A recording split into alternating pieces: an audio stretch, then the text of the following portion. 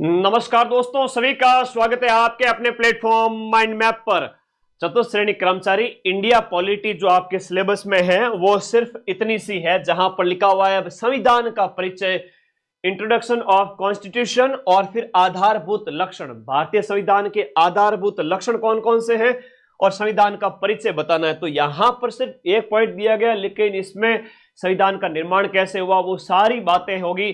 जो प्रश्न पिछले सभी एग्जाम्स में, चाहे अधीनस्थ बोर्ड, आरपीएससी या अदर स्टेट एग्जाम में जो भी पूछे गए हैं, छोटे छोटे प्रश्न, चाहे कोई सा भी एग्जाम हो, वो सारे प्रश्न आपको बताऊंगा। और इस क्लास में से, 1 घंटे की इस क्लास में से, सारे पांचों के पांचों प्रश्न इंडिया पॉलिटी के आपके हूबहू छप जाएंगे। जो पेपर में छपे हुए हैं वो मुझे दिख रहे हैं कि इस पीपीटी में से आ जाएंगे। चलिए स्टार्ट करें। उससे पहले आशीर्वाद ले लीजिए, अपने इस चैनल को जितने साथी जुड़े हुए हैं सब्सक्राइब कर लीजिए और अपने पड़ोसी का भी फोन लेकर सब्सक्राइब करवा दीजिए। मेरा आशीर्वाद सबके साथ है, ठीक है। बढ़िया पेपर होगा, शानदार पेपर होगा। हम स्टार्ट करें। 1 घंटे की क्लास होगी। ये नोट्स आप लोगों को 1 घंटे में मैं कराने वाला हूं। भारतीय संविधान सभा के गठन का अगर पहला विचार अगर पूछे तो सबसे पहला विचार आप लोगों को याद रखना है। मैं सिर्फ मेन पॉइंट है वो हाईलाइट करूंगा, उसके अलावा कुछ भी नहीं। सबसे प्रथम विचार आपसे पूछे तो प्रथम विचार आपका 1895 के अंदर बाल गंगाधर तिलक का जो स्वराज विधेयक आया था, उसमें संविधान सभा की मांग थी कि भारत का खुद का स्वयं का राज, उसमें खुद का कॉन्स्टिट्यूशन। किसने कहा था भाई? तिलक 1920 के अंदर इनका निधन हो गया था, तो इनके जो विचार ऐसे उग्र स्वभाव के थे तो उन्होंने कहा था, ठीक है। तो सबसे पहले तिलक याद रखो। उसके बाद अगर गांधी जी पूछ ले तो 1922 में गांधी जी याद रख लो। फिर नेहरू रिपोर्ट है जो 1928 की है, उसमें कहा था कि भारतीय लोगों के द्वारा भारत का संविधान तैयार हो, ऐसा। सबसे इंपॉर्टेंट क्वेश्चन ये आता है कि संविधान सभा की सबसे पहली मांग कब की गई थी? एक अच्छा प्रश्न आता है, किस व्यक्ति द्वारा? हाँ, सबसे पहली बार। बहुत प्यारा। एडमिट कार्ड आज ही आएंगे, रुक जाओ मैं बता दूंगा। एडमिट कार्ड आते ही लाइव आ जाना, मैं बता दूंगा। एम.एन. रॉय वाला प्रश्न है ना, थोड़ा इंपॉर्टेंट है। वो पहला व्यक्ति कौन था उसमें, हालांकि संविधान सभा की व्यक्तिगत मांग, ये अच्छा प्रश्न है। बाल गंगाधर तिलक वाला भी याद रखना, लेकिन ऑप्शन में आपका एम.एन. रॉय दिखेगा। सिर्फ उस समय एम.एन. रॉय को ही आप सही करोगे। किसको सही करोगे? एम.एन. रॉय। एम.एन. रॉय ने 1934 के अंदर कहा था, है ना, व्यक्तिगत रूप से इसकी मांग की थी, ये याद रखिएगा। बाकी वाले ज्यादा इंपॉर्टेंट है नहीं। कांग्रेस वाला, लखनऊ अधिवेशन वाला, पंडित नेहरू के द्वारा 1938 में, ब्रिटिश सरकार द्वारा, ये सब छोड़ सकते हो। क्रिप्स मिशन में भी हमें कुछ खास मिला नहीं, क्योंकि क्रिप्स मिशन असफल हो गया था। और कांग्रेस विशेषज्ञ समिति जो 1946 की है, उसने भी संविधान सभा का मसौदा तैयार किया था। तो सर सबसे इंपॉर्टेंट क्या है? Cabinet mission. एम.एन. रॉय याद रखना, फिर कैबिनेट मिशन याद रखना। दूसरा, माइंड मैप ऐप डाउनलोड करके इस टेस्ट सीरीज वाले सेक्शन में जाओ। फुल लेंथ टेस्ट नंबर 13 और 14 फ्री है सभी बच्चों के लिए, चतुर्थ श्रेणी कर्मचारी के। वो टेस्ट हैं वो आप लोग अटेम्प्ट कर लेना फ्री में। आज मैं सारे नोट्स डालने वाला हूं। India history culture, Rajasthan history culture, geography, current affairs, सारे के सारे नोट्स टेलीग्राम में डालूंगा। इसका लिंक इस वीडियो के नीचे ब्लू कलर का दिया हुआ है, आप लोग फटाफट ज्वाइन करो टेलीग्राम। ये देखो, इस वीडियो के नीचे एक लिंक पिन किया हुआ है, टेलीग्राम ग्रुप ज्वाइन कर लीजिए। मैं आप लोगों को आज सारे नोट्स देना चाहता हूं। आज 12 तारीख हो गई, 12, 13, 14, 15, 16, 17 और 18, 7 दिन, 1 सप्ताह बचा है, बस पढ़ लीजिए। एक जो सबसे इंपॉर्टेंट है कि संविधान सभा का जो हम कहें अगर का निर्माण, संविधान सभा का जो निर्माण है वो किसकी वजह से हुआ था, या किसकी सिफारिश पर हुआ था? तो वो है आपका संविधान सभा के गठन की कैबिनेट मिशन, है ना। संविधान सभा के गठन की, ये हम जनक कह सकते हैं भीमराव अम्बेडकर। अगर ऑप्शन में नहीं हो तो आप ये याद रखना कि संविधान सभा का गठन किस संस्था की सिफारिश पर किया गया, तो ये आपको याद रखना है आपका कैबिनेट मिशन 1946 का। बस इससे ज्यादा कुछ भी याद नहीं रखना है। कैबिनेट मिशन याद रखना है, इससे ज्यादा कुछ भी याद नहीं रखना। ये ऑप्शन में आएगा। कैबिनेट मिशन आपसे आएगा। कब का है? 24 मार्च 1946 को 3 सदस्य भारत आए थे, है ना। अब अंग्रेजों के हाथ में राज रहने वाला था नहीं। उस समय क्या हुआ कि उन्होंने कैबिनेट मिशन भेजा भारत, बोले कि भारत को हैंड ओवर कर दो इनको। तब 24 मार्च 1946 को भारत आता है, भारत के संविधान सभा के गठन की बात करता है। इसके 3 सदस्य है वो आपसे एग्जाम में पूछे जा सकते हैं। कैबिनेट मिशन जो भारतीय संविधान सभा का हम कह सकते हैं जनक है, जिससे उत्पत्ति हुई, कह सकते हैं सिफारिश हुई, उस सिफारिश को इंप्लीमेंट किया गया, तब संविधान सभा बनी और उस संविधान सभा से हमारा संविधान तैयार हुआ था। तो उसमें हम कहें तो जॉर्ज पैट्रिक लॉरेंस है ना, ये लॉरेंस है वो आपके कैबिनेट 1946 उसका हेड था लॉरेंस, है ना। दूसरा है स्टेफोर्ड क्रिप्स, फिर है एवी अलेक्जेंडर क्रिप्स और लॉरेंस। तो लॉरेंस LKA, लॉरेंस ऐसे याद रखो, LK और A। हाँ, लॉरेंस था LKA, लुक का, तो याद रहेगा सभी को। 1946 मई 1946 का कैबिनेट मिशन। कैबिनेट मिशन के तहत मैं इस पूरी क्लास में से आपको 15-20 बार बोलूंगा, वापस बोलो वापस बोलो, तो आप लोग मेरे साथ साथ वापस बोलोगे, वही प्रश्न एग्जाम में आएंगे और तुम एग्जाम हॉल में बैठे बैठे मुझे याद करोगे, अरे गुरुजी की तो आवाज हमारे दिमाग में गूंज रही है ना, कि वो क्लास के अंदर सर ने कहा था प्रश्न आएगा, है ना, और ये प्रश्न आ गया। लो चलो अब देखो यहां पर सदस्य, सबसे पहले शुरुआत में संविधान सभा के कुल सदस्य कितने थे, यह प्रश्न भी एग्जाम में आता है। शुरुआत में संविधान सभा के कुल सदस्य कितने थे, 389। अब 389, 400 में 11 ही कम है, लेकिन इन 389 में तो ब्रिटिश भारत के जो क्षेत्र थे उसमें से 296, देसी रियासतों का पूछे तो देसी रियासतों के सदस्यों की संख्या 93 थी। देसी रियासतों की कितनी थी, 93। ब्रिटिश प्रांत थे, वहां से हो गए 11। इस प्रकार से ये आप लोगों को याद रखना है, ठीक है, ये आप लोगों को इस तरह से पूरा याद रखना है। अब मुख्य आयुक्त के जो क्षेत्र थे, जो सेंट्रल प्रोविंस क्षेत्र थे, उनमें हम बात करें, केंद्रीय जो क्षेत्र है अजमेर, मेरवाड़ा, ब्रिटिश बलूचिस्तान, कुर्ग और दिल्ली, ये 4 है वो आपका केंद्रीय क्षेत्र हुआ करते थे उस समय के। एक बहुत प्यारा प्रश्न जो पूछा जाता है, संविधान सभा का गठन तो किया गया और उसमें जो सदस्य भेजे जाते थे, सीटों का जो आवंटन किया गया था, संविधान सभा ही क्या थी, एक प्रश्न आता है। आजादी से पहले की संविधान सभा ही आजादी के बाद में क्या बन गई, भारत की, बोलो क्या बन गई, संसद बन गई। तो आज भी संसद के सदस्य, लोकसभा के, राज्यसभा के, उनका इलेक्शन होता है कि नहीं होता है, हाँ गुरुजी हुआ है, चौकी बात है। तो उस समय संविधान सभा के सदस्यों का जब निर्वाचन किया गया था वो किस बेस पे हुआ था, तो संविधान सभा के सदस्यों का निर्वाचन है वो इस बेस पे हुआ था। वेरी इंपॉर्टेंट लिख दिया, मतलब प्रश्न परीक्षा में आ सकता है। जनसंख्या के अनुपात में प्रति 10 लाख, हर एक 10 लाख के क्षेत्र में परिसीमन नहीं होता आज भी, तो परिसीमन किया जाता है इलेक्शन के टाइम में, है ना। तो उससे एक मेंबर है वो आपका MP है, वो इलेक्ट होकर के जाता है। तो वो 10 लाख पर एक मेंबर गया था, 10 लाख पर एक गया था संविधान सभा में। धार्मिक समूह की बात करें तो ब्रिटिश भारत की 296 सीटों में से 213 तो सामान्य थे, मुस्लिमों की सीटें हैं वो 79 थी और सिखों के 4 सीट थी। तो छोटा सा याद करना, लेकिन जो इंपॉर्टेंट है उसके ऊपर मैं बात करूंगा। यहां पर चुनाव की पद्धति क्या थी, देखो आनुपातिक प्रतिनिधित्व की एकल संक्रमणीय मत प्रणाली, है ना। ब्रिटिश प्रांतों की बात करें और ब्रिटिश प्रांत और चीफ कमिश्नरी जो क्षेत्र है उनके लिए एक तरह से ये अप्रत्यक्ष चुनाव आप कह सकते हो, वहां पर ये इस तरीके का चुनाव हुआ था, अप्रत्यक्ष चुनाव जिसे आप कह सकते हो, डायरेक्ट जनता के द्वारा वो था नहीं। देशी रियासतों की बात करें तो उनके प्रतिनिधियों का मनोनयन रियासतों के हेड की परामर्श से किया गया था। तो देशी रियासतों का, ब्रिटिश प्रांतों का, और स्वरूप है वो, अब आपसे कहे कि सर संविधान सभा जो बनी थी उसमें सारे निर्वाचित थे क्या, तो सारे निर्वाचित नहीं थे, आंशिक रूप से चुनी हुई और आंशिक रूप से नामांकित, तो दोनों तरीके से मनोनयन और निर्वाचन दोनों था। चुनाव जो आपके हुए थे संविधान सभा के लिए, पहला प्रश्न आता है संविधान सभा के जो चुनाव है वो कब होते हैं। संविधान सभा के लिए चुनाव सबसे पहले ध्यान रखना, बड़ा अच्छा प्रश्न है, वेरी इंपॉर्टेंट क्वेश्चन है। संविधान सभा के लिए प्रथम बार चुनाव आपका जुलाई 1946 के अंदर, जुलाई अगस्त 1946 में, जिसमें कांग्रेस सबसे बड़ा दल था। कांग्रेस को 208 सीटें मिली है, मुस्लिम लीग को 73 और छोटे दलों को 15 सीटें मिली थी। और आजादी के बाद भी कांग्रेस सबसे बड़ा दल था और पंडित जवाहरलाल नेहरू है वो प्रधानमंत्री बनते हैं। तो ये आपको याद रखना है कि कांग्रेस को सबसे ज्यादा सीट मिलती है जब पहली बार संविधान सभा के लिए इलेक्शन हुए थे।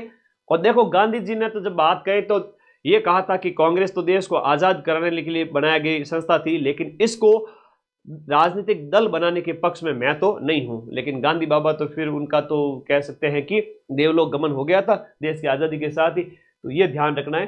तो कांग्रेस को सबसे ज्यादा सीट मिली है। इलेक्शन कब होते हैं? संविधान सभा के लिए इलेक्शन होते हैं 1946।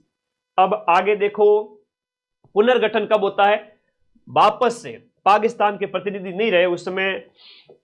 एक प्रश्न ये है, जिन्ना ने कहा कि मैं नाती का वाड़ा है, मैं तो नानी के घर जाऊंगा, धको देर बारह काटो इन। तो फिर जिन्ना को भेज दिया गया पाकिस्तान। जिन्ना अपने सदस्यों को लेके पाकिस्तान चला गया। ठीक है भाई, चलो जा, है ना, यहां कौन सी कमी हो रही है, चले जाओ तुम। दरिया है बाहर तो समंदर है, उसमें छोटे मोटे दरिया आते रहते। तो वो जो चला गया यहां से, जो हम बात करें जिन्ना अपने मेंबर्स के साथ, तो ठीक है। उस समय जो 389 थे उसमें से सीटों की संख्या ये घट करके 299 रह गई। ये आपको याद रखना है। विभाजन के बाद में सीटों की संख्या, जब जिन्ना को धकोदेर बारकाट निकाला गया उस समय सीटों की संख्या कितने थे? उस समय सीटों की संख्या कितनी थी? उस समय 299 थी। आपको याद रखना है। कांग्रेस की बात करें उसके पास 82% सीटें थी। ब्रिटिश भारत 229 सीटें थी। देसी रियासतों के पास 70 सीटें थी। टोटल यहां पर है सीटों की संख्या 299, आप लोगों को याद रखना है। अब आगे बात करें अनुसूचित जाति कैटेगरी, ये नॉर्मली याद रख लीजिएगा, ये ज्यादा इंपॉर्टेंट नहीं है। ये है वेरी इंपॉर्टेंट क्वेश्चन। संविधान सभा के अंदर टोटल महिला सदस्यों की संख्या कितनी थी? फीमेल्स की संख्या हम बात करें टोटल 15 थी। कितनी थी? 5 × 3, 15 महिला सदस्य आपके संविधान सभा में बैठी थी। ठीक है, आया है प्रश्न, अभी पूछा था भाई, याद कर लो। अब कौन कौन सी थी वो तुमसे नहीं पूछेंगे, ठीक है, वो बड़े एग्जाम से पूछा जाता है, first grade, second grade, RS pre वगैरह। फोर्थ ग्रेड में पूछ लेंगे तो फिर उन एग्जाम की, है ना, तौहीन हो जाएगी, है ना, चिंता ही मत करो। उसमें आपका सरोजनी नायडू वगैरह ये हो गए। राजस्थान से कुल सदस्य है वो आपके 12 हुआ करते थे। तो संविधान सभा जो बनी थी उसमें राजस्थान से कितने गए थे? 12 सदस्य। और 12 में से एक जो आपका सेंट्रल प्रोविंस सेक्टर था अजमेर मेरवाड़ा, यहां से एक मेंबर था और बाकी देशी रियासतों से 11 लोग थे। अब यहां हम बात करें कि राजस्थान के सदस्यों की संख्या 12, ये आपको याद रखना। अब ये ध्यान रखिए, मुकुट बिहारी लाल भार्गव है वो आपके अजमेर मेरवाड़ा से। कौन थे? मुकुट बिहारी लाल भार्गव। ये मैं शॉर्ट में लिख रहा हूं, ये ध्यान रखना इसको। तो मुकुट बिहारी लाल भार्गव है वो एकमात्र सदस्य थे जो सेंट्रल प्रोविंस अजमेर मेरवाड़ा राजस्थान में एक ही था। तो राजस्थान से कितनी सीटें? 12, याद रहेगा। Okay Madan sir, rock star, ये रॉक स्टार क्या होता है बेटा? आ जाओ, मैं पढ़ाई से मतलब रखो। पहला राजस्थानी हस्ताक्षर करता। अब ये कई बार प्रश्न आ जाता है। हाँ, सुपरस्टार रॉक स्टार मत बढ़ो। पहला राजस्थानी जिसने हस्ताक्षर किया था वो बलवंत सिंह मेहता थे उदयपुर के। उद्देश्य प्रस्ताव आपके पेपर में मैं फिर से बताऊंगा। आपके पेपर में ये प्रश्न आएगा।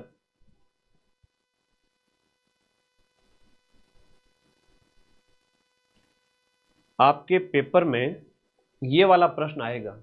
कौन सा वाला आएगा? ये पूछा जाएगा आपसे कि उद्देश्य प्रस्ताव किसने प्रस्तुत किया और कब प्रस्तुत किया गया, और इस उद्देश्य प्रस्ताव को बाद में क्या कहा गया। ध्यान रखना, उद्देश्य प्रस्ताव को पंडित जवाहरलाल नेहरू ने प्रस्तुत किया था। नेहरू जी ने प्रस्तुत किया था 13 दिसंबर 1946 को, जिसे 22 जनवरी 1947 को अपनाया गया, स्वीकृत किया गया। और संविधान की प्रस्तावना बाद में ये क्या बन गया था? भारतीय संविधान की प्रियम्बल बन गया था, प्रस्तावना बन गया।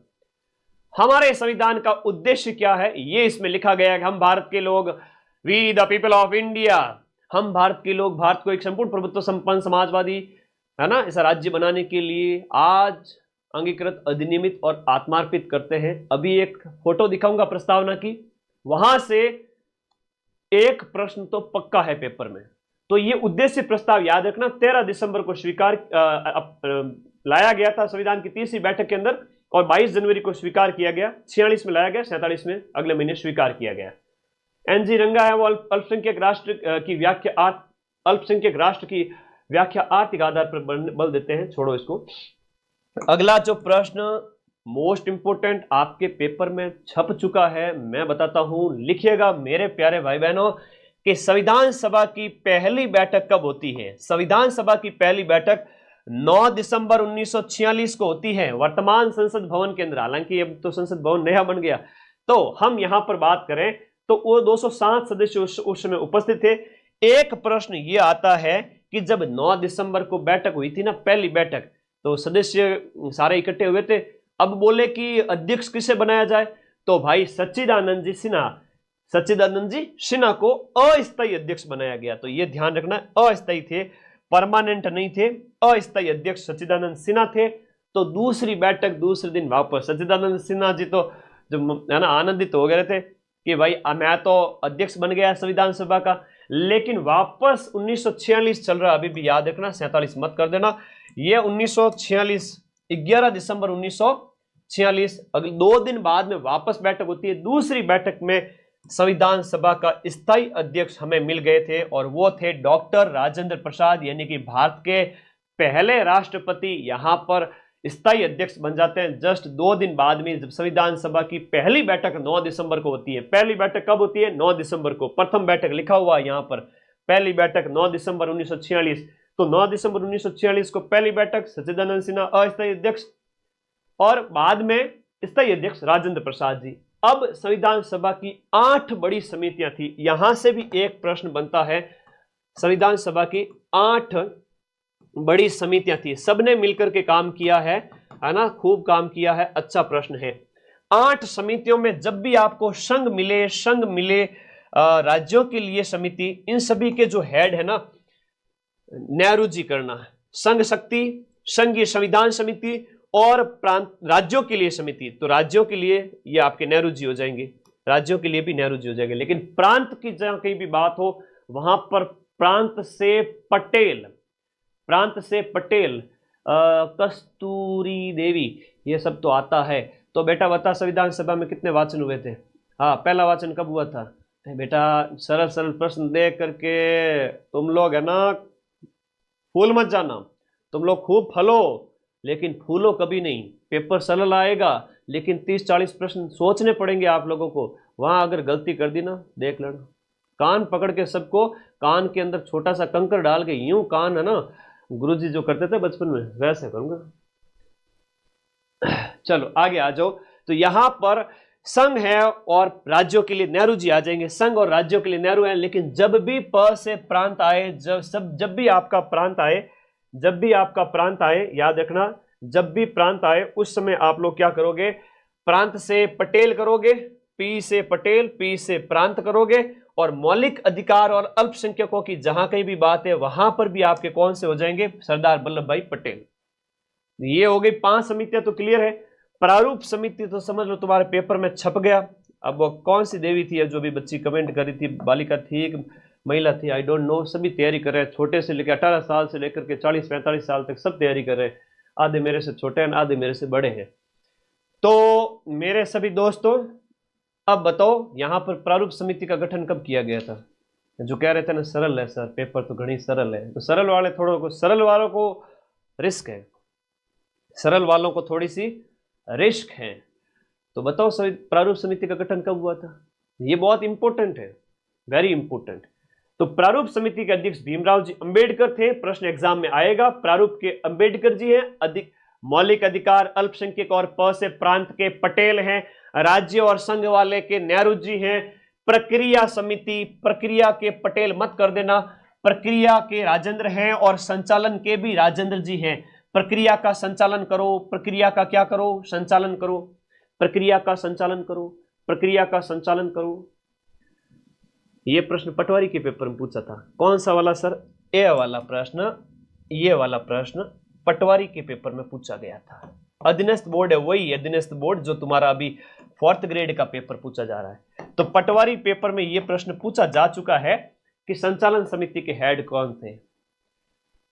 हाँ, 7 सदस्य थे 29 अगस्त 1947 को। Very good. तो ये तो मैंने आपको को बार बार बताता हूं, 29 अगस्त 1947 और इसमें 7 सदस्य थे, बाद में 2 सदस्य चेंज हो गए थे, याद रखना, ठीक है, स्वास्थ्य कारणों की वजह से।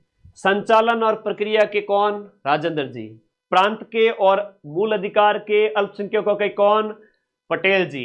राज्य और संघ वाले के हेड कौन? नेहरू जी।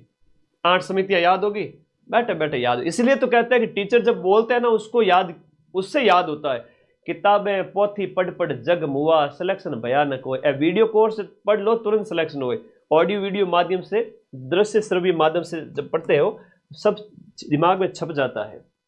प्रारूप समिति 29 अगस्त 1947, 7 सदस्य थे, याद रख लेना। अभी जो बताया उसमें गोपाल स्वामी अय्यर, कृष्ण स्वामी अय्यर, के.एम. मुंशी, म से मोहम्मद हिदायतुल्लाह, फिर माधवराव B.L. मित्तल कृष्णमाचार्य की जगह है, उनकी मृत्यु पर मनोनीत होते हैं।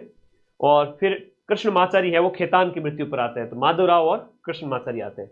टोटल 7 सदस्य आप लोगों को याद रखना है, बहुत इंपॉर्टेंट है। अब यहां पर संविधान की हम प्रस्तुति की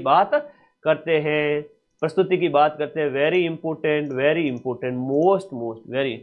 गुरु जी ना, इंडिया रामबाण अभी आने वाली 10 दिन में, थोड़ा माफी चाहता हूं, अभी 4th ग्रेड पर बात करेंगे, आने वाली है ना। आप थानेदार पेपर की अगर कोई तैयारी कर रहे हैं तो आने वाली किताब। प्रस्तुति है वो संविधान को राजपत्र में कब प्रकाशित किया गया था? देखो, हम बात करें 21 फरवरी 1948 को गजट में प्रकाशित होती है।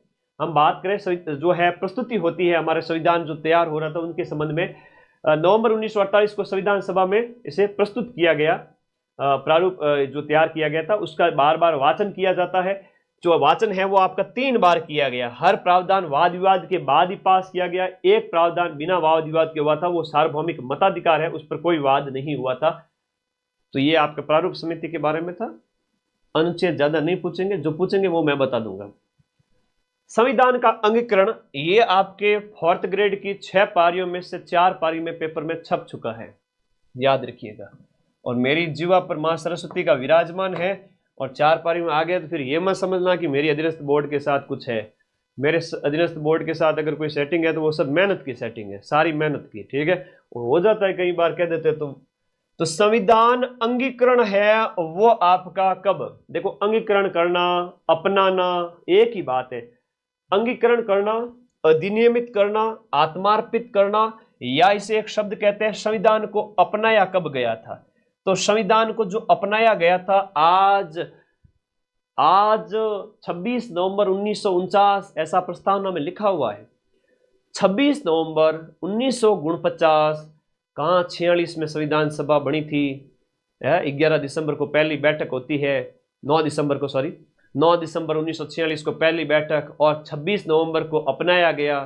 खूब टाइम लगा भाई, और फिर 26 जनवरी 1950 को लागू कर दिया गया। तो ये चीजें ध्यान रखनी, ये अपनाया गया था। लेकिन संविधान दिवस आप सभी को पता ही है, और इसकी थीम है हमारा संविधान हमारा स्वाभिमान।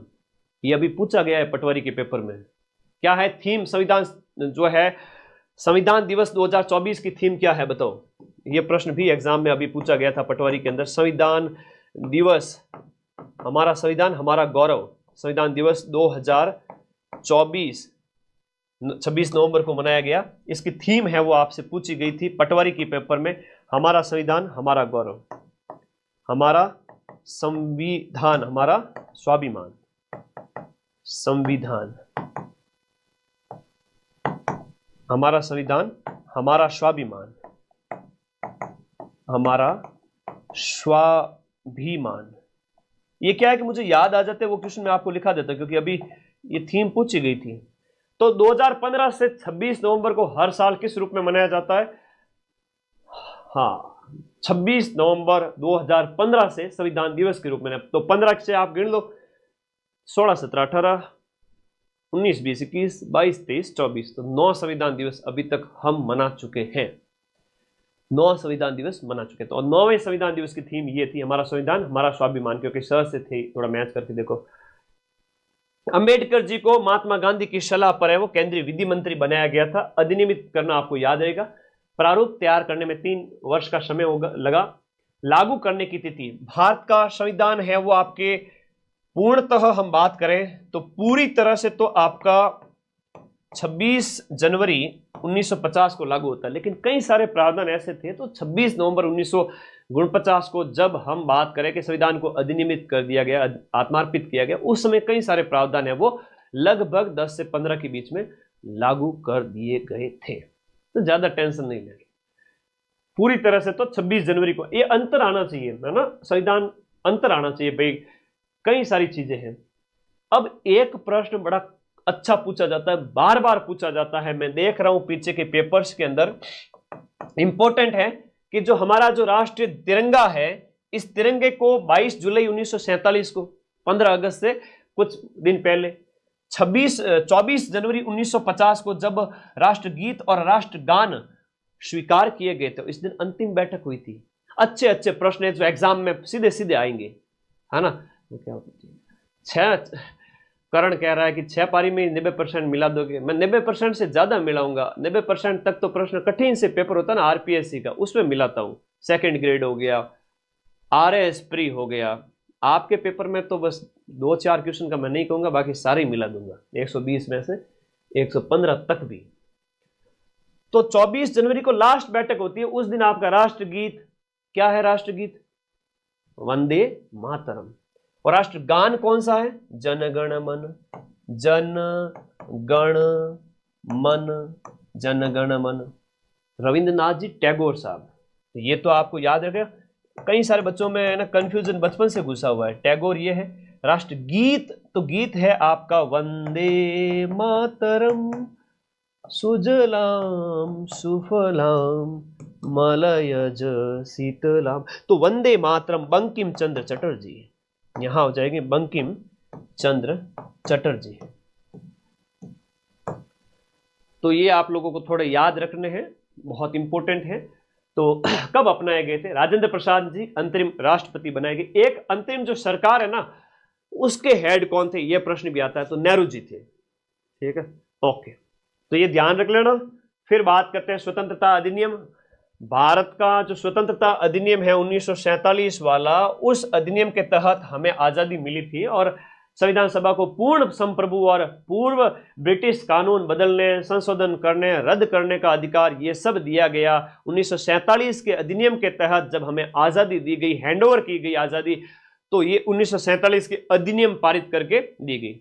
हाँ, इस क्लास के 100 क्वेश्चन भी करा दूंगा 1 घंटे के अंदर, टेंशन ही मत लो। पहले ये पढ़ लेना नोट्स, 5 में से 5 सही करके आओगे, कसम है तुम लोगों को मेरी। संविधान सभा है वो आपका संविधान निर्माण प्लस अंतरिम संसद के रूप में काम किया था उसने, बाद में संसद बन गई थी। अध्यक्षता संविधान सभा की राजेंद्र प्रसाद जी ने की थी। अंतरिम संसद है वो अध्यक्ष जीवी मावलंकर थे। और ये परीक्षा में प्रश्न भी आता है कि अपने प्रथम लोकसभा स्पीकर भी थे, प्रथम लोक सभा के अध्यक्ष पूछे आपसे, तो ये याद रखना, जीवी मावलंकर लोकसभा के पहले अध्यक्ष थे। जीवी मावलंकर लोकसभा के पहले अध्यक्ष थे और अंतरिम संसद के भी उस समय ये हेड थे। तो संविधान सभा की बैठकों की अध्यक्षता डॉक्टर राजेंद्र प्रसाद जी ने की थी, क्योंकि वो स्थायी अध्यक्ष थे, हम सब जानते हैं। और संविधान सभा ही बाद में संसद बन गई थी। अंतरिम संसद की बात करें तो ये आपके 17 नवंबर 1947 से लेकर के 52 तक अंतरिम संसद चली थी। एक अच्छा प्रश्न जो एग्जाम में पूछा जाता है वो ये पूछा जाता है कि आपके संविधान पर अंतिम रूप से जो है वो कितने लोगों ने हस्ताक्षर किए थे, अंतिम रूप से कितने लोगों ने आपके हस्ताक्षर किए थे। तो 284 लोगों ने संविधान की 3 मूल प्रतियों पर हस्ताक्षर किए थे, साइन किए थे। 284। अब एक छोटा सा प्रश्न, कुल सत्र 11 सत्र आयोजित किए गए। 9 दिसंबर 1946 को संविधान सभा का जो है पहली बैठक हुई थी, गठन हुआ था, पहली बैठक हुई थी। और 26 नवंबर को संविधान बनकर के तैयार हो गया।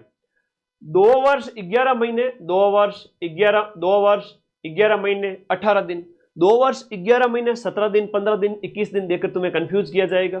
तुम कंफ्यूज होना मत। इसमें 114 दिन तो प्रारूप पर विचार हुआ, 166 बैठकें हुई, 64 लाख का खर्चा आया। अंतिम बैठक आपसे पूछा जाएगा, 284 लोगों ने हस्ताक्षर किए थे। ये आपकी अंतिम बैठक होती है 24 जनवरी 1950। 24 जनवरी 1950।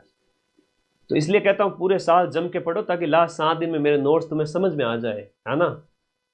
तो ये गलती कभी मत करना कि तुम अंतिम 7 दिन में बोलोगे गुरुजी 4th ग्रेड में चलो मैं सिलेक्शन करवा दूंगा, आगामी रीट है, लैब असिस्टेंट है, 2nd ग्रेड है, थानेदार का पेपर है, तो जम के पढ़ो ऐप के अंदर। 11 सत्र 2 वर्ष 11 माह, ये वेरी इंपॉर्टेंट है, यहां से एक प्रश्न आएगा ही आएगा। अब देखो मूल संविधान में कितने अनुच्छेद वगैरह थे, ये प्रश्न आता है एग्जाम के अंदर। वेरी वेरी इंपॉर्टेंट क्वेश्चन है। भारतीय संविधान की एक प्रस्तावना है, टोटल मूल 22 भाग, 8 अनुसूचियां और 395 अनुच्छेद। वैसे वर्तमान में जो अनुच्छेद 395 मूल अनुच्छेद तो 395 ही है, लेकिन उसके अंदर अनुच्छेद वगैरह और जुड़ करके 450 से भी बाहर चले गए हैं, लेकिन आपको मूल 395 याद रखना है। अनुसूचियां अभी 12 हो चुकी हैं, मैं उनके ऊपर बात करूंगा। और प्रस्तावना को लास्ट में शामिल किया गया और कॉन्स्टिट्यूशनल असेंबली डिबेट के अंदर इसे 12 खंडों में इसका प्रकाशन है। एक बहुत अच्छा प्रश्न आता है, भारत के संविधान की प्रस्तावना आपके 6 पारियों में से 2 से 3 पारी में ये पेपर प्रश्न छप चुका है, याद कर लीजिएगा। क्या है सर प्रश्न यह है कि भारतीय संविधान की जो उद्देशिका है या जिसे हम कहते हैं प्रस्तावना कहते हैं, इसमें से एक प्रश्न यह आएगा कि भारतीय संविधान की प्रस्तावना में संशोधन कब किया गया था। तो भारतीय संविधान की प्रस्तावना में जो संशोधन यानी अमेंडमेंट किया गया था वो 42वां संविधान संशोधन, 42वें संविधान संशोधन के तहत कब किया गया था? 1976। 42वें संविधान संशोधन के तहत, 42वें संविधान संशोधन के तहत नए शब्द जोड़े गए, कई सारे नए शब्द जुड़े थे। 42वें संविधान संशोधन कब हुआ था? 1976 में, इंदिरा गांधी के समय में। तो 1976 में 3 नए शब्द भारत की संविधान की जो प्रस्तावना में जोड़ दिए गए। कौन कौन से शब्द थे? हम भारत के लोग भारत को एक संपूर्ण प्रभुत्व संपन्न समाजवादी पंथ निरपेक्ष लोकतंत्रात्मक गणराज्य बनाने के लिए और इसके लोगों, उसके समस्त नागरिकों को सामाजिक आर्थिक न्याय दिलाने, विचार अभिव्यक्ति सबकी स्वतंत्रता, प्रतिष्ठा और अवसर की समानता मिले लोगों को, और सबकी गरिमा, एक राष्ट्र की एकता और अखंडता की बात की गई है। तो ये जो शब्द दिए गए ना, एक तो अखंडता वाला है और ये एक समाजवादी और पंथ निरपेक्ष वाला। ये प्रश्न इतने पूछे गए हैं, क्या बताऊं, ये तुम्हारे पेपर में छप चुका है ना। वो लिफाफा भले ही बंद हो, लेकिन मैं आंखें बंद करके माँ सरस्वती का ध्यान लगाता हूँ तो मुझे वो वापस वो पेपर में लिखा हुआ जो प्रश्न है वो मेरे आगे से यूं चलने लग जाते हैं, खटाखट 120 के 120 प्रश्न। इसीलिए तो 8-10 मैराथन में वो सारे प्रश्न करवा दूंगा। तो लीगल तरीके से काम करो ताकि तुम्हारे ऊपर कोई कार्रवाई ना हो। मेहनत इतनी करो कि सारे क्वेश्चन आ जाए।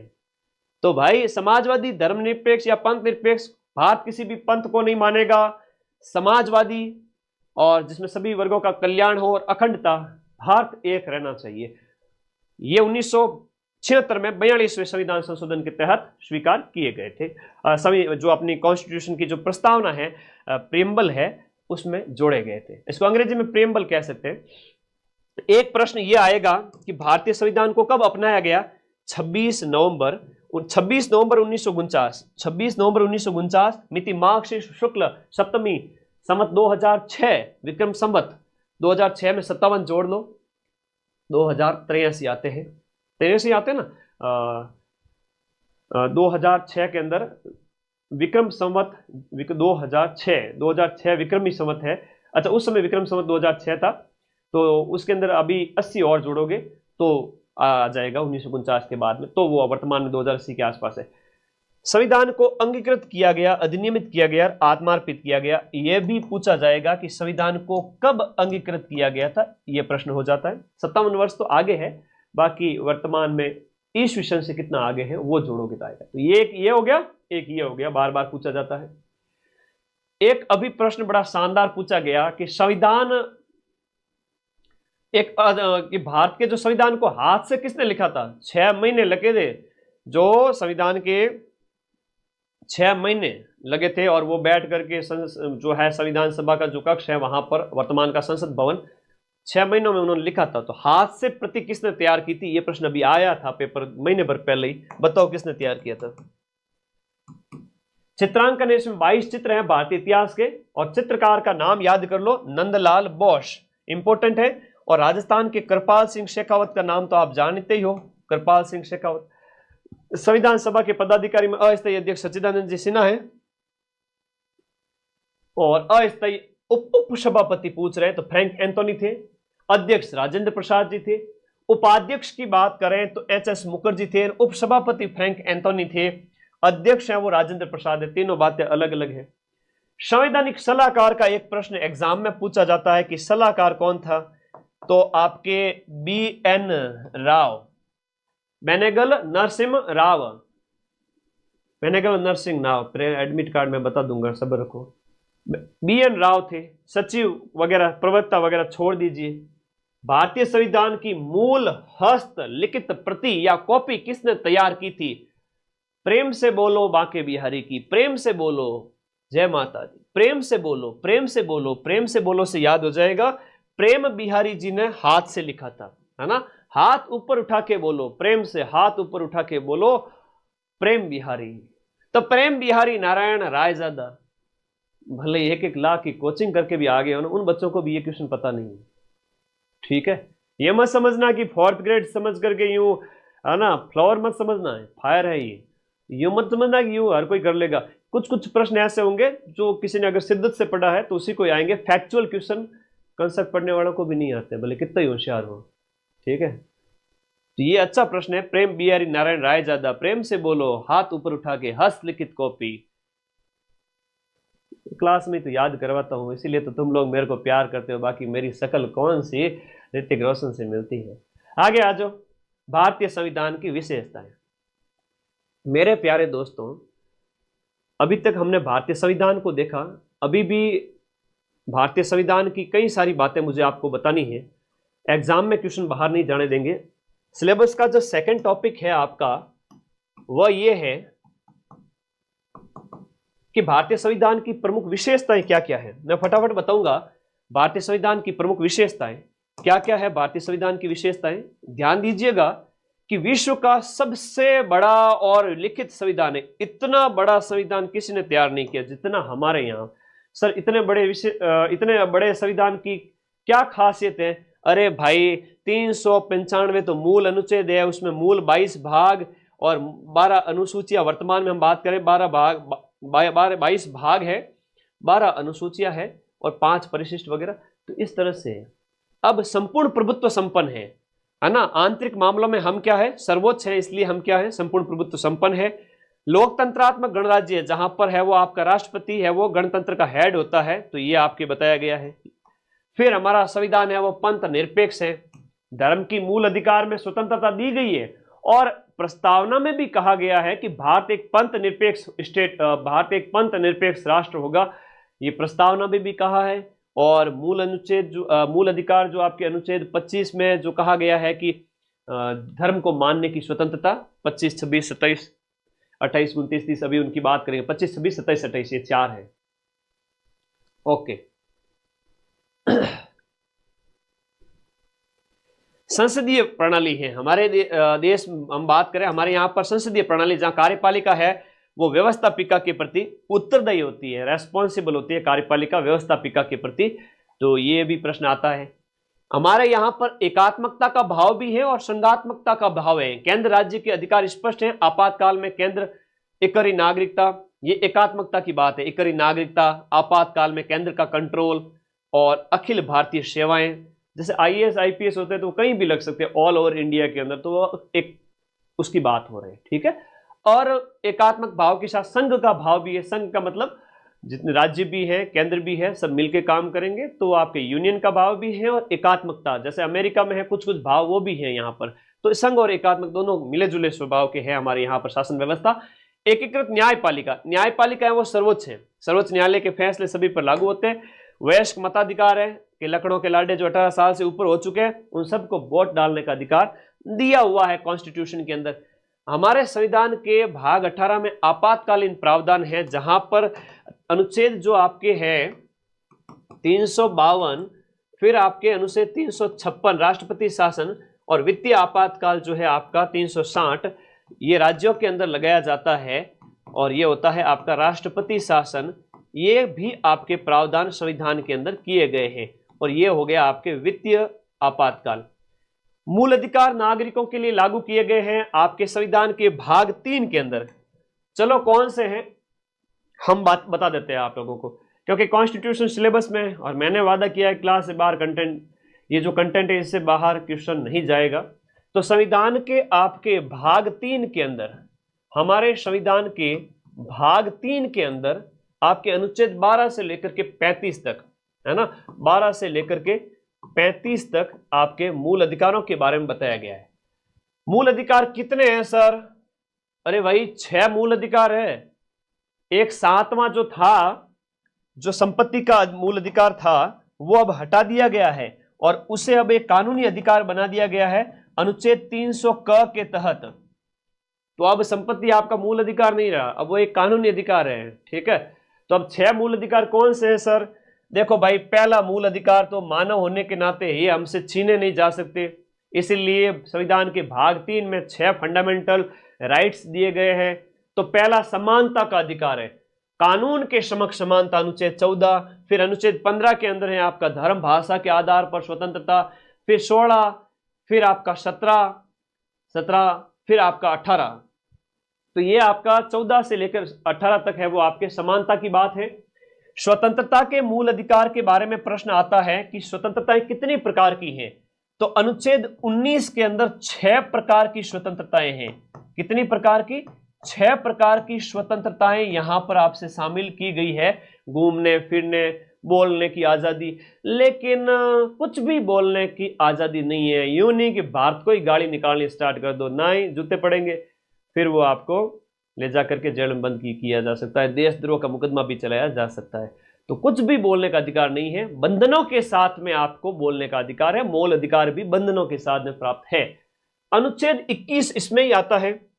अनुच्छेद जो 21 है, अभी पटवारी के पेपर में भी पूछा गया था, अनुच्छेद जो 21 है वो क्या है सर? देखो, अनुच्छेद 21 में जीवन का अधिकार है, जीवन का अधिकार है, जीने का अधिकार है। आपके जीवन पर किसी प्रकार का संकट नहीं आ सकता, उसके लिए आप कोर्ट जा सकते हो। अगर किसी भी तरह का, अगर वायु प्रदूषण भी है अगर आपके ऊपर, है ना, तो वो कई इस तरह की चीजें, आपके जीवन को खतरा है, कई सारी चीजें हैं, वो अनुच्छेद 21 के अंदर आ जाती है।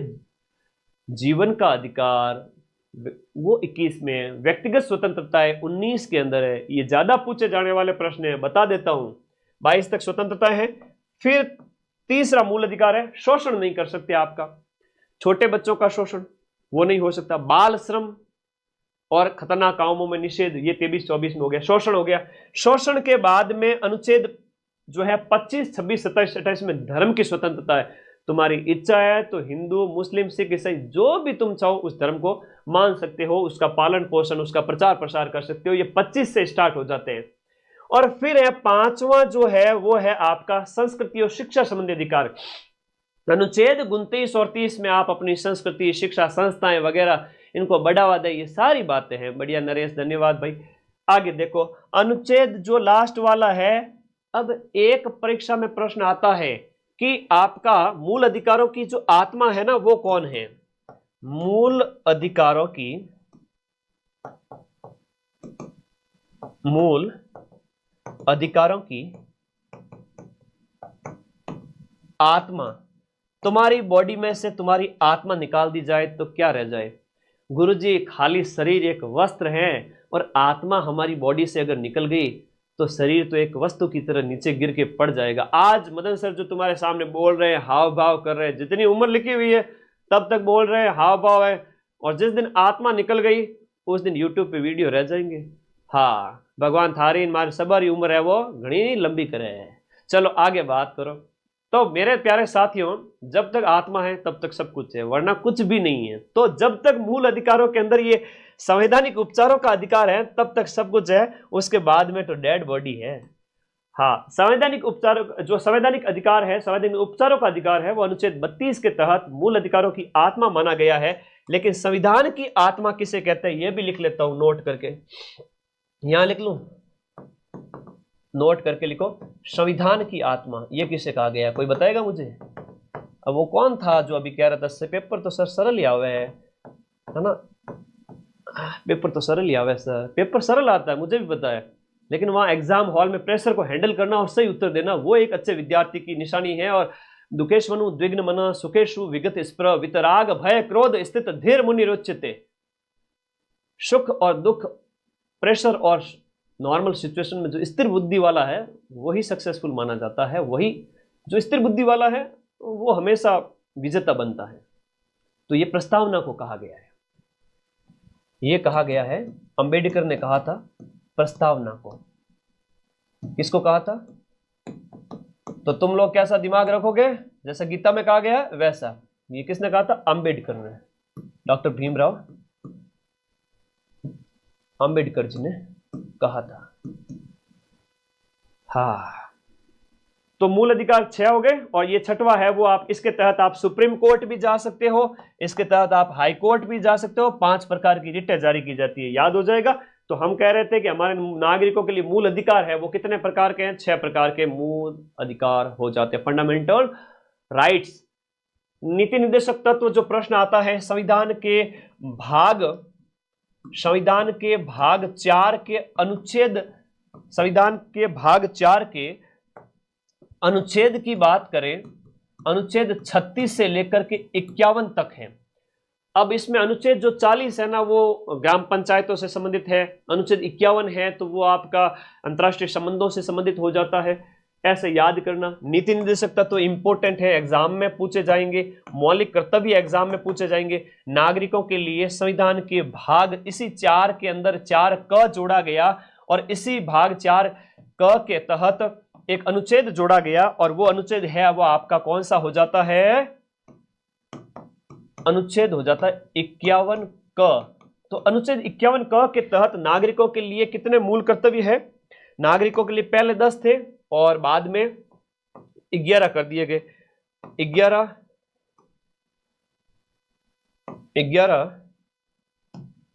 11 मूल कर्तव्य। एक बात ध्यान देना कि 11 जो मूल कर्तव्य हैं जो एग्जाम में पूछे जाते हैं, ये आपके भारतीय संविधान के भाग 4 क में कब जोड़े गए थे मैं इसकी बात करूंगा। ये मूल कर्तव्य है सरदार स्वर्ण सिंह समिति की सिफारिश पर। लिखो इसको, आया है प्रश्न, सरदार स्वर्ण सिंह समिति की सिफारिश पर, और सरदार स्वर्ण सिंह समिति की सिफारिश पर 1976 के अंदर, 1976 वही 42वां कॉन्स्टिट्यूशनल अमेंडमेंट, उसके तहत इन्हें जोड़ा गया था। पहले तो ये 8 का कह रहे थे लेकिन बाद में 10 जोड़े गए, और फिर बाद में जो 11वां जोड़ा गया ना, 11वां मूल कर्तव्य जोड़ा गया 86वें संविधान संशोधन अधिनियम के तहत। 86वां संविधान, यह प्रश्न आया है परीक्षा में, 86वां संविधान संशोधन अधिनियम। और 86वां संविधान संशोधन अधिनियम कब लाया गया? अरे 2002 के अंदर, 2002 में। इसमें क्या कहा है सर? इसमें यह है कि हम माता पिता यदि संरक्षक हैं तो 6 से 14 वर्ष के बच्चों के लिए, 6 से 14 वर्ष के जो टिंगर है ना, उनको यहां पर शिक्षा दिलाओ। राइट टू एजुकेशन की अगर हम बात करें, मेरा पर्सनली बच्चों से बहुत जुड़ाव है। जहां मैंने एजुकेशन ली, आज भी जब भी 15 अगस्त या 26 जनवरी होती है तो मैं जा नहीं पाता हूँ, पिताजी को भेज देता हूँ, भाई को भेज देता हूँ। बच्चों के लिए विस्तार है, अच्छे अच्छे गिफ्ट्स है, उनके लिए ट्रॉफी वगैरह होती है ना, उस टाइप से सांस्कृतिक गतिविधियों में मेरी इच्छा बहुत होती है मैं उनसे मिल के आऊँ, बात करूँ, तो है ना, आवाज़ आ रही है? तो ये बच्चों के लिए है, संविधान में भी सोचा गया है। ठीक है, तो बच्चे तो मन के सच्चे होते हैं, बच्चे तो मन के सच्चे होते हैं। आवाज़ सही आ रही है बेटा? ओके। तो ये प्रश्न कई बार एग्जाम में पूछा जाता है आपका। 1 है, 2, 3, 4, 5, 6, 7, 8, 9, 10 और 11वां। ABCD से भी याद रखोगे तो भी याद हो जाएगा। मौलिक कर्तव्य 51 क के तहत है 86वां संविधान संशोधन अधिनियम 2002, पेपर में छप गया है, समझ लो। आर्टिकल 21A भी है, बहुत बढ़िया। संविधान का अनुच्छेद 21A में भी है आपका ये वाला देखने को मिल जाएगा, जो आपका 11वां वाला जो है ना, जो शिक्षा के अधिकार की बात कही गई है, शिक्षा के। ये प्रश्न बार बार आते हैं, तो अनुच्छेद 21A में भी आता है और मौलिक कर्तव्य में भी है। ये बातें आप लोग, समान नागरिक संहिता 44 में है, बिल्कुल सही है। अंतर्राष्ट्रीय संबंध है वो आपके 51 के अंदर है। बताओ पर्यावरण संरक्षण के संबंध में प्रावधान किस में, बताओ पर्यावरण के बारे में किस नीति निर्देशक तत्व में बताया गया है? 3-4 ही है, वेरी इंपॉर्टेंट है। हाँ, तो ये सरदार स्वर्ण सिंह समिति की सिफारिश पर 1976 के अंदर 42वें संविधान संशोधन के तहत मौलिक कर्तव्य जोड़े गए थे, जो मूल रूप से तो 10 थे, और बाद में जो है आपका जो 11वां जो मौलिक कर्तव्य जोड़ा गया वो 2002 में 86वें संविधान संशोधन अधिनियम के तहत जोड़ा गया था। अब आपको याद रखना है कि हम बात करें थी, हाँ, इसकी नीति निर्देशक तत्वों के अंदर 2-3 बता देता हूं। एक तो अनुच्छेद 40 है, अनुच्छेद 40 है, एक आपका अनुच्छेद 44 है, एक आपका अनुच्छेद 48 है, एक अनुच्छेद 51 है। हम इनकी बात करते हैं थोड़ा सा। 40 के अंदर ग्राम पंचायतों के बारे में ये प्रश्न ज्यादा आता है, थोड़ा सा ग्राम पंचायतों के बारे में। ये है आपका नागरिक संहिता के बारे में, समान नागरिक संहिता के बारे में, और ये 48 है वो आपके पर्यावरण की रक्षा के बारे में। 4 ही बता रहा हूं, बाकी बताने को तो मैं 10 बता दूं, 100 बता दूं। अरे 100 क्या, मतलब 100 पेज में पढ़ा दूं। और लेकिन क्या होता है, कंटेंट कम से कम में ज्यादा क्वेश्चन मिल जाए तो आउटपुट है वो ज्यादा प्राप्त होता है। बच्चा कहता है कि वाह सर आपने पढ़ाया था, मजा आ गया। ध्यान रखिएगा। और अनुच्छेद 51 के अंदर है वो आपके अंतर्राष्ट्रीय संबंधों की बात। मैं भी इस बात को मानता हूं कि कम पढ़ाकर ज्यादा क्वेश्चन मिला दूं, तभी मैं अपनी शेखी बगारूं कि मैंने ज्यादा क्वेश्चन मिला है। बाकी दुनिया भर का पढ़ा के वो अच्छी बात नहीं है, उसमें से तो प्रूफ आते ही आते हैं। लेकिन अभी कम पढ़ा, 4th ग्रेड जैसे पेपर में कम पढ़ाकर सारे मिलाएंगे। तो मेरे भाई ये याद रख लेना, अंतर्राष्ट्रीय संबंध, ग्राम पंचायत, नागरिक संहिता, पर्यावरण, मूल कर्तव्य है भाग 4 क में है। मूल डीपीएसपी जो नीति निर्देशक तत्व है भाग 4 में है, और ये 4 क में है। और हम बात करें अपना मूल अधिकार किस में हो जाते हैं? मूल अधिकार अपने भाग 3 में हो जाते हैं। इससे ज्यादा कुछ नहीं आएगा, आ ही नहीं सकता। चैनल को सब्सक्राइब कर दो जितने साथी जुड़े हुए। आज मैंने बड़ी क्लास का प्लान कर रखा है, बहुत सारी, आज और कल में, चिंता मत करो। ये अच्छे प्रश्न है जो एग्जाम में पूछे जाएंगे, ये भी इंपॉर्टेंट है। सारा बता दिया, पीछे कुछ नहीं छोड़ा है, अब इससे बाहर कुछ नहीं है। अल्पसंख्यकों के लिए, विश्व शांति के लिए संपूर्ण शासन व्यवस्था के 2 ढांचे हैं। तो संघवाद की बात यहां पर कही गई है, केंद्र और राज्य की बात। ये भारतीय संविधान की विशेषता है। भारतीय संविधान की अनुसूचियों में आपको ज्यादा टेंशन नहीं लेनी है। अनुसूचियों की अगर मैं बात करूं, भारतीय संविधान की अनुसूचियों में पहली अनुसूची में संघ और भारत के बारे में है। अभी मैं एक फोटो के माध्यम से सारा समझाऊंगा। दूसरी के अंदर ज्यादा इंपॉर्टेंट नहीं है, तीसरा भी इंपॉर्टेंट नहीं है। चौथी है वो राज्यसभा में सीटों का आवंटन है। 5वीं अनुसूची, अनुसूचित जाति जनजाति के लिए 5 उंगली जब मिलती है तब हम कहते हैं ना संगठन में शक्ति है। तो अनुसूचित जाति जनजाति के कल्याण की बात भाग जो अनुसूची शेड्यूल है भारतीय संविधान की, उस 5वीं में ये मोस्ट इंपोर्टेंट है। भारतीय संविधान की जो 7वीं अनुसूची है, परीक्षा में प्रश्न आता है। देखो जो जो प्रश्न आएंगे वो मैं तुम्हें बता दूंगा। तो 3 अनुसूची है भारतीय संविधान की। 7वीं अनुसूची के अंदर जो 3 सूचियां दी गई है, संघ सूची, संघ शक्ति के विषय, संघ के विषय, राज्यों के विषय, और समवर्ती सूची जिसमें स्टेट और संसद दोनों कानून बना सकते हैं। 8वीं अनुसूची मोस्ट इंपोर्टेंट है, वेरी इंपोर्टेंट है। 8वीं अनुसूची के अंदर भारतीय जो वर्तमान में 22 भाषाएं हैं, वर्तमान में 22 भाषाएं इसमें शामिल की गई हैं। तो जो भारतीय भाषाएं हैं वो आपके पहले मूल रूप से 14 थी और अब 22 हो गई है, 8 और बढ़ गई है, वो 8वीं अनुसूची के तहत है। 7वीं 8वीं इंपोर्टेंट है। 10वीं जिसमें दल बदल लेते हैं, कोई भी नेता एक पार्टी से दूसरी पार्टी में चला गया। 11वीं और 12वीं इंपोर्टेंट है। 11वीं पंचायतों से संबंधित है, 12वीं नगर पालिकाओं से संबंधित है। इससे ज्यादा इसमें कुछ विषय याद, मतलब ज्यादा याद नहीं रखना है। गांव के विषय आपके 29 और 18 है, वो आपके 9 कम हो गए। शहरों के अंदर थोड़ा सा इसका याद रखिए, है ना। अब संघ सूची के अंदर वर्तमान में 98 विषय है, राज्य सूची में 59 है और समवर्ती में 52 है। अवशिष्ट शक्ति। एक आता है कि आपकी ये संसद के पास होती है ना, अवशिष्ट शक्तियों का संसद के पास। 8वीं अनुसूची में कई सारी भाषाएं, ये आपको याद नहीं करनी है। ये जो अभी मैंने बताया था वो आपको ये याद करना, यहां पर है ना, हाँ जी, ये देखिएगा यहां पर। अब देखो भारतीय संविधान की जो अनुसूची है थोड़ी पढ़ लेना, मैं जो जो इंपॉर्टेंट करूं वही पढ़ना, बाकी मत पढ़ना। संघ के बारे में प्रथम अनुसूची में है, फिर आप देखोगे 5वीं अनुसूची कई बार पूछ ली जाती है, अनुसूचित जाति जनजाति। 7वीं अनुसूची थोड़ा सा याद रखना, जो शक्तियों का बंटवारा है। 8वीं अनुसूची में भाषाएं हैं। 9वीं और 10वीं, जो 9वीं है वो आपकी, 9वीं छोड़ दीजिए, 10वीं दल बदल, 11वीं और 12वीं।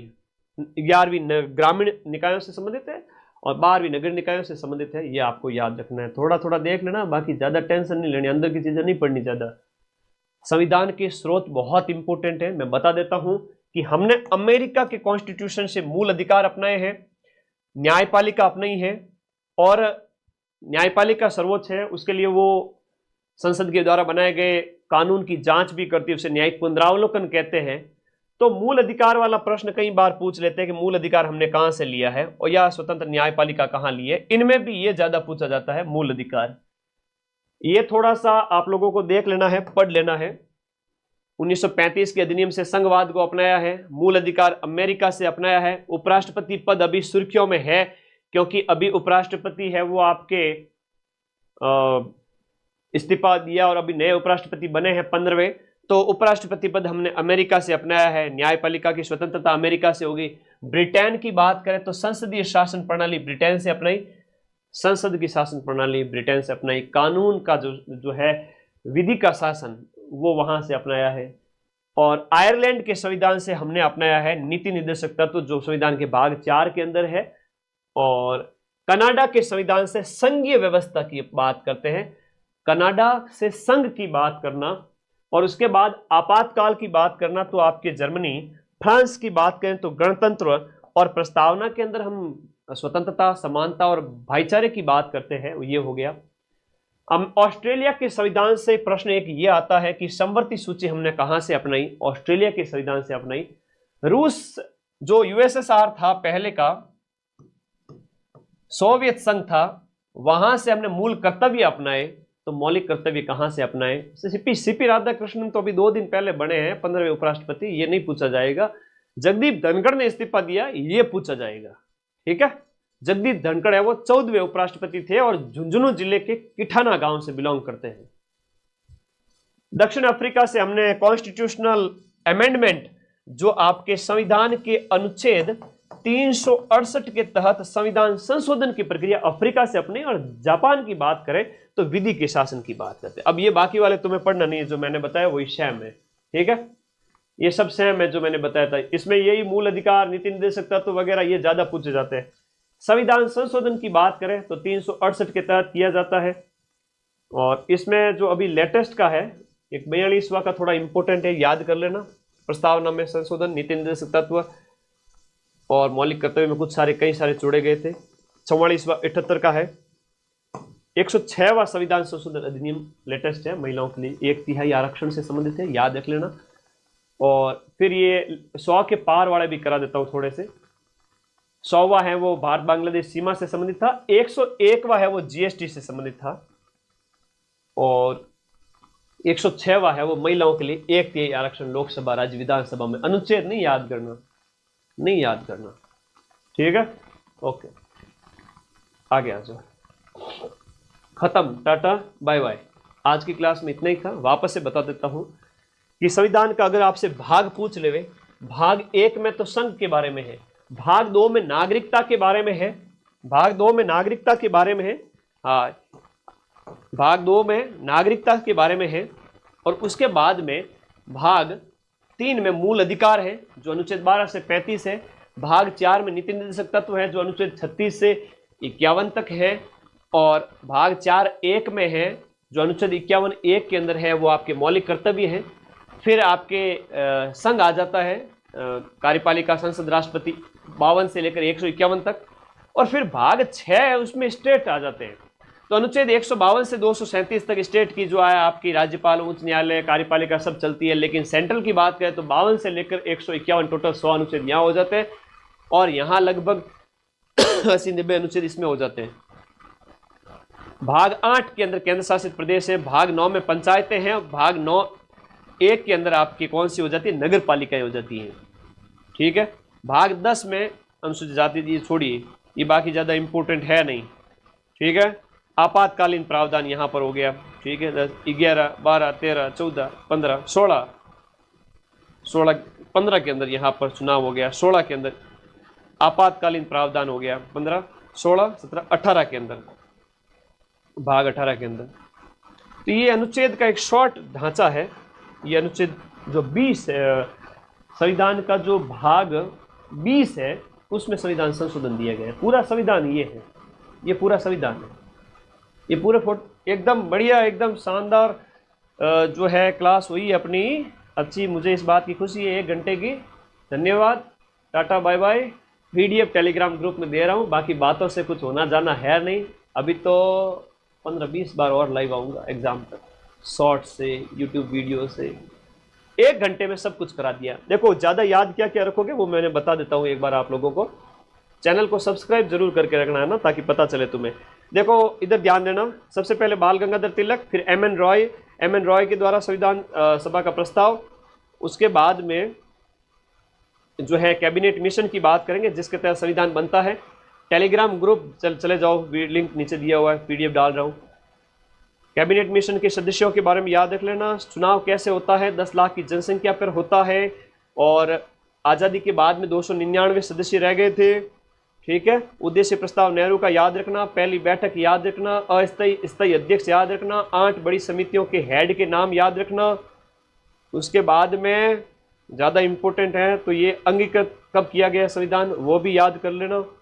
उसके बाद में संविधान की अंतिम बैठक, ये आपके 24 जनवरी 1950। क्या क्या अपनाया गया था, सारी चीज़ें, कितने सत्र हुए, कितनी बैठक हुई, मूल रूप से संविधान में क्या क्या था, और ये प्रस्तावना वेरी इंपॉर्टेंट है। उसके बाद में हमारे प्रस्तावना, ये संविधान के अंदर क्या क्या अनुच्छेद है, कितने भाग हैं, संविधान की विशेषताएं हैं। ठीक है, और ये मूल अधिकार याद कर लेना। फिर नीति निर्देशक तत्व, मौलिक कर्तव्य, भाग 4 क के अंदर, और भाग 4 में नीति निर्देशक तत्व। 7वीं अनुसूची में शक्तियों का बंटवारा क्या है, शक्ति विभाजन। बोलो मेरे साथ साथ, अपने आप याद होगा, याद होना पड़ेगा। अनुसूचियाँ 12, जिसमें आपकी 5वीं, 7वीं, 8वीं में भाषा, 10वीं में दल बदलन, 11वीं 12वीं में ग्राम पंचायत और पंचायती राज। संविधान के स्रोत याद कर लेना, जिसमें मूल अधिकार मोस्ट है। ठीक है, मूल अधिकार, नीति निर्देशक तत्व वगैरह। और इसके अलावा बात करूं तो मैं समवर्ती सूची है, आपातकाल वगैरह, और संविधान संशोधन और मूल कर्तव्य। अब ये जो रसिया से याद रहेगा ना सभी को, धन्यवाद। और ये पूरा ही संविधान बता दिया यहाँ पे। अब पीछे कुछ बचा है तो बता दो, ऐसी क्लास तुम्हें यूट्यूब पे कहीं मिलेगी नहीं। अपने इस चैनल को सब्सक्राइब करके जुड़ जाओ, सारी क्लासें लगा दूंगा, पॉलिटी क्या, हिंदी क्या, कंप्यूटर क्या। रुको, प्लान लीक नहीं करूंगा, बहुत जल्दी मिलता हूँ। थैंक यू सभी का, बहुत बहुत धन्यवाद। अभी एक बार 2 मिनट बात कर लेता हूँ, वैसे भी 1 घंटा हो चुका है टाइम। आप सभी साथी, दिन में भी 3500 से ज़्यादा बच्चे लाइव आए, उसके लिए धन्यवाद, थैंक यू। और कोई डाउट है तो बता दो, 2 मिनट बात कर लेता हूँ तुम लोगों से।